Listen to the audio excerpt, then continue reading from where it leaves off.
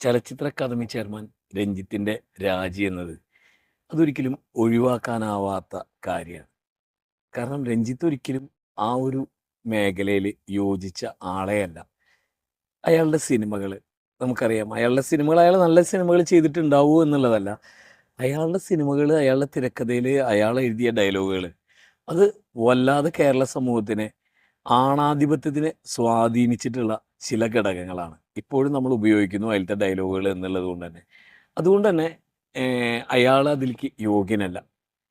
പുതിയ മീറ്റു ആരോപണത്തിൽ തുടർന്നു പോകാൻ തീരെ യോഗ്യനുമല്ല.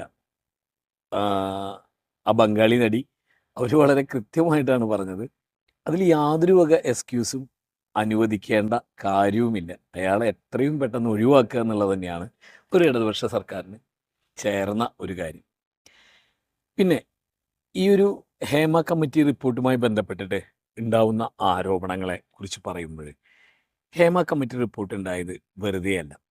നമുക്കറിയാം, ഒരു നടി ആക്രമിക്കപ്പെടുന്ന ഒരു സംഭവം ഉണ്ടാവുകയും അതിനെ തുടർന്ന് ഉണ്ടാവുന്ന സംഭവ പരമ്പരകളുടെ ഭാഗമായി കേസ് ഉണ്ടാവുകയും ചെയ്യും. നമ്മൾ ഇതേ സ്റ്റാൻഡ് തന്നെയായിരുന്നു നമ്മുടെ എല്ലാതരം മാധ്യമങ്ങളും അന്ന് പുലർത്തിയിരുന്നത്. കാരണം കുറ്റവാളികൾ ആരായാലും അവർ ശിക്ഷിക്കപ്പെടണം എന്നുള്ളത് തന്നെയായിരുന്നു അവരുടെ നിലപാട്. പക്ഷേ അങ്ങനെ ആയിരുന്നോ ഒരു ഘട്ടം കഴിഞ്ഞപ്പോൾ? ആദ്യം നമുക്കറിയാം, അതിൽ ദിലീപ് പ്രതിയായിരുന്നില്ല. മുഖ്യമന്ത്രിയുടെ അടുത്ത് തന്നെ മാധ്യമപ്രവർത്തകർ പോയി ചോദിക്കുന്നുണ്ട്, ഇതിൽ ദിലീപ് പ്രതി ആരോപണം അങ്ങനൊരു സംഭവം ഇല്ല എന്ന് തീർച്ചയായിട്ടും പറയുകയാണ് പിണറായി വിജയൻ. പിന്നീട് അന്വേഷണങ്ങളുടെ ഭാഗമായിട്ടാണ് ദിലീപ് പ്രതിയായി വരുന്നത്. പിന്നീട് നമ്മുടെ മാധ്യമങ്ങളുടെ ഇരട്ടത്താപ്പ് നമ്മൾ കണ്ടതാണ്.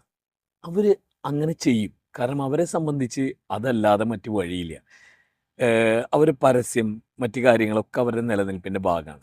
നമ്മൾ കണ്ടതാണ്. ഷാനി പ്രഭാകരൻ്റെ അടുത്ത് ചോദിക്കുമ്പോൾ ഷാനി പ്രഭാകരൻ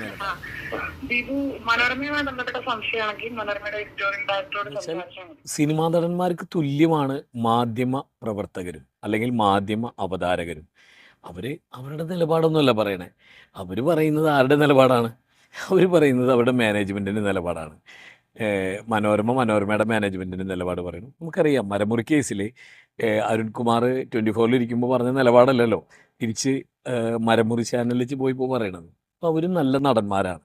നടന്മാരല്ലാത്ത മനുഷ്യരെയാണ് നമുക്ക് കാണേണ്ടത്. മനുഷ്യർ പറയുന്ന കാര്യങ്ങളാണ് നമ്മൾക്ക് കേൾക്കേണ്ടത്. ആഷിഖ് കപൂറിനെ പോലുള്ള ആളുകളൊക്കെ പറയുന്നത് കേൾക്കുക തന്നെ വേണം. അത് യാതൊരു വക സംശയവുമില്ല. ഇന്നലെ രാവിലെ നമ്മുടെ വക്കീൽ ഹരീഷ് വാസുദേവൻ അദ്ദേഹം വളരെ കാര്യമായിട്ട് ഒരു വിവാദം കൊണ്ടുവരികയാണ്. ഇന്ന പേജുകൾ ഇതിൽ നിന്ന് മറച്ചു വെച്ചു, ഇന്ന പേജുകൾ എടുത്ത് കൊണ്ടുവന്നു എന്നൊക്കെ പറഞ്ഞു. ഏതൊക്കെ പേജുകൾ വന്നാലും പോയാലും ഇതിൻ്റെ ഉദ്ദേശം എന്നുള്ളത് ഇവിടുത്തെ പ്രതിപക്ഷമോ അല്ലെങ്കിൽ ഈ പറഞ്ഞ എല്ലാത്തരം ഇന്നിപ്പോൾ അവകാശവാദവുമായി വരുന്ന നടികളോ മറ്റുള്ളവരൊന്നും കൂടെ നിന്നിട്ടല്ല. വിമണി സിനിമ കളക്റ്റീവ് WCC മാത്രമാണ് മുഖ്യമന്ത്രിയുടെ അടുത്ത് ഇങ്ങനെ ഒരു ആവശ്യം ഉന്നയിച്ചത്. അതിൻ്റെ ഭാഗമായിട്ടാണ് പഠിക്കാനായിട്ട് കമ്മിറ്റീനെ നിയോഗിച്ചത്.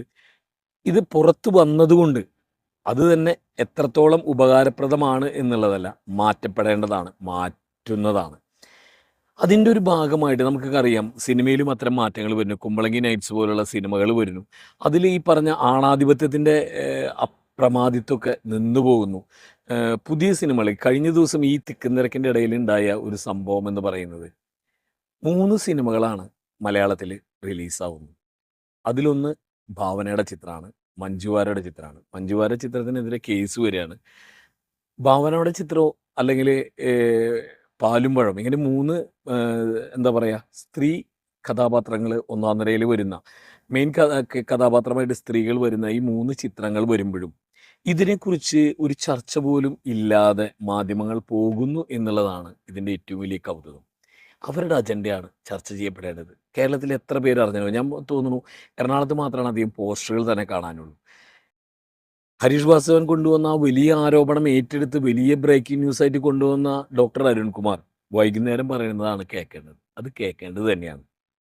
ഇവിടെ ആരാണ് ഇൻഫോർമന്റ് എന്നത് വളരെ പ്രധാനപ്പെട്ട ഒരു ചോദ്യമാണ്. ഞാനിത് സാങ്കേതികത്വത്തിലേക്ക് പോകുന്നത് എന്തുകൊണ്ടെന്നാൽ, ചർച്ച ഒരുപക്ഷെ ഹേമ കമ്മിറ്റിയിൽ മൊഴി നൽകാൻ വന്നിരിക്കുന്ന ആളുകളുടെ അവർക്കുള്ള ഈ കമ്മിറ്റിയിലും ഈ ഒരു കമ്മിറ്റി ഉദ്ദേശിച്ച കമ്മിറ്റിയെ നിശ്ചയിച്ചിരിക്കുന്ന ഉദ്ദേശത്തിലുമുള്ള അവരുടെ ഒരു ഉദ്ദേശശുദ്ധിയെ തന്നെ ചിലപ്പോൾ ചോദ്യം ചെയ്യാനും അവരുടെ നിലപാട് പക്ഷെ അവർക്ക് പിന്നാക്കം പോകേണ്ടി വരുന്ന ഹേമ സാഹചര്യം കമ്മിറ്റിയാണ്, ഹേമ കമ്മീഷനല്ല.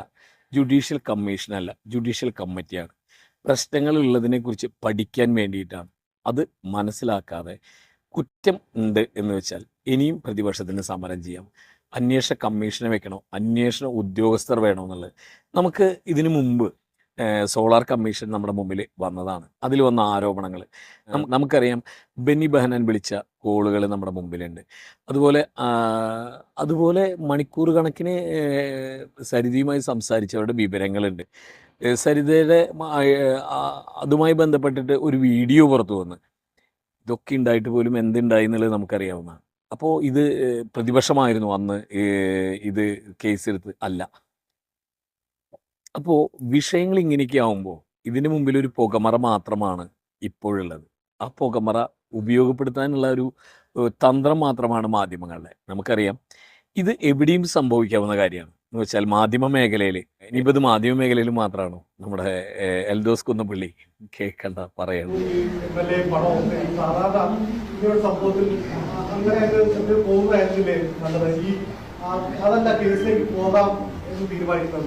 സാർ നമ്മൾ ക്യാഷിന് വേണ്ടിയിട്ടല്ലല്ലോ നിൽക്കുന്നത്. നമുക്ക് ക്യാഷ് ഉണ്ടാക്കാൻ വേറെ എന്തൊക്കെ കാര്യങ്ങൾ. ബോധത്തോടു കൂടി ഞാൻ പറയുന്നു, ഞാനത് കേട്ടതിലില്ല. എനിക്ക് എല്ലാ മാധ്യമപ്രവർത്തകരെയും വെള്ളപൂശേണ്ട കാര്യമില്ല. പക്ഷേ പോകുന്ന വഴിക്ക് മാധ്യമപ്രവർത്തകന്റെ മുതുകത്തിരിക്കട്ടെ എന്ന് വിചാരിച്ച് താങ്കൾ കേട്ടതാണെന്നുണ്ടെങ്കിൽ താങ്കൾ അതിന് തെളിവ് പുറത്തു വിടണം.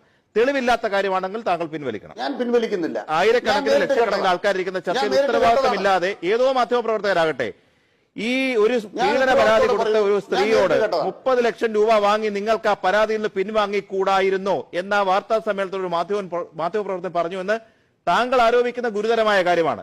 ഞാനത് മുഴുവൻ കേട്ടതാണ്, ഞാനതിൽ കേട്ടിട്ടില്ല. താങ്കളുടെ കയ്യിൽ തെളിവുണ്ടെങ്കിൽ താങ്കൾക്ക് പുറത്തുവിടാം. ഇല്ലെങ്കിൽ താങ്കൾ കേട്ടപ്പോൾ തോന്നിയതാണെന്നുണ്ടെങ്കിൽ ഉത്തരവാദിത്ത ബോധത്തോടുകൂടി ഇത്തരം വർത്തമാനങ്ങൾ പറയുന്ന ഒരു ചർച്ചയിൽ അത് പറയുന്നു.